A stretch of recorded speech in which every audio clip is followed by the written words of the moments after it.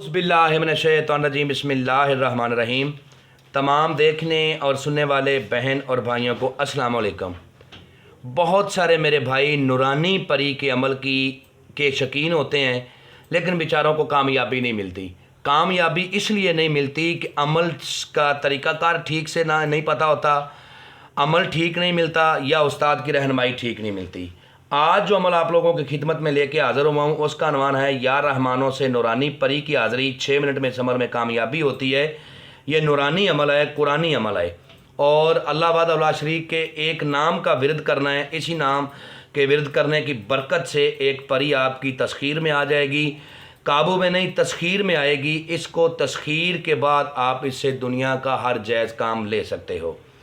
Channel को subscribe कर लें ताकि अमलियात की नई से नई वीडियो आपको मिलती रहे और आप लोगों के इल्म में इजाफ़ा होता रहे। ये हमारा व्हाट्सअप नंबर है। अक्सर लोग इसको मिटा के हमारी वीडियो को चोरी करके फेसबुक पे डालते हैं और भोले भाले लोगों को आधी ट्रांसफ़र देने की चक्कर में उनसे पैसे लूटते हैं। ऐसे फेक लोगों से बचें। अगर इस तरह आप ऐसे फेक लोगों को पैसे देते रहे, एक तो आप बिल्कुल माली तौर पर कमज़ोर हो जाओगे और दूसरा आपका अमलियात की दुनिया से हमेशा के लिए भरोसा उठ जाएगा। अमल का तरीक़ाकार आप लोगों के साथ शेयर करने लगा हूँ। इसको अच्छी तरह आपने याद कर लेना है, अच्छी तरह समझना है और वीडियो को पूरा वाच करना है ताकि आपको हर बात की समझ लग जाए और आप अमल में कामयाब हो जाओ। अमल जब भी करना है हमसे इजाज़त लेनी है ताकि हमारी ताकतें पशीदा तौर पर आपकी हिफाजत करें और आप रज्जत से बच जाओ और आपको कामयाबी हो जाए। अमल करने का जो टाइम है वो बाद नमाज इशा का है। बाद नमाज इशा आपने इस अमल को करना है। जिस जगह आपने इशा की नमाज़ पढ़नी है उसी जगह आपने अमल को करना है। अमल को मर्द औरत दोनों कर सकते हैं। अपने कपड़ों के ऊपर ज़्यादा से ज़्यादा खुशबू का एहतमाम करें, ठीक है। अतरे गुलाब लगाएं। तन्हाई इस अमल में बहुत ज़रूरी है। अमल को खुले आसमान के नीचे करें या रूम में करें, लेकिन तन्हा होना ज़रूरी है। अमल को राजदारी के साथ करें। राजदारी के साथ किया हुआ अमल कभी भी नाकाम नहीं होता। असार इस अमल में जो लगाना है उसका तरीक़ाकार मैं आपको समझा देता हूँ कि अव्वल आखिर आपने 11-11 बार दरूद इब्राहिमी पढ़ना है। बीच में आपने 11 बार सूरत फातिहा और 11 बार आयतुल कुर्सी पढ़नी है। इसके बाद आपने अपने न्यू चाकू पे या छुरी पे या आपने चाक के ऊपर या शहादत की उंगली के ऊपर दम करके अपनी दाईं तरफ से गोल दायरे की सूरत में असार लगा देना है और अमल के दौरान मुंह अपना किबला शरीफ की तरफ करना है, जिस तरफ मुंह करके आपने नमाज़ पढ़ी थी। जब इशा की नमाज़ पढ़ लेनी है, दुआ मांग लेनी है, तो फिर आपने 2 रकात नमाज नफल सलातुल हाजत के पढ़ने हैं। अल्लाह का ज़ोर अपने अमल की कामयाबी की दुआ मांगनी है और अपने गुनाहों की माफ़ी मांगनी है और दोबारा ना गुनाह करने का अल्लाह पाक से वादा करना है। जिस दिन आपने अमल करना है सारा दिन आपने दरूद पाक का कसरत से विरद करना है, ठीक है। और अमल के दौरान जिस एक लफ्ज़ को आपने विरद करना है, इसमें बारी को विरद करना है, वो आपको स्क्रीन पर भी नज़र आ रहा है और मैं भी पढ़ के सुनाता हूँ। अव्वल आखिरी 41 बार दरूद इब्राहिमी पढ़ना है और बीच में या रहमानों को 121 बार आपने पढ़ना है।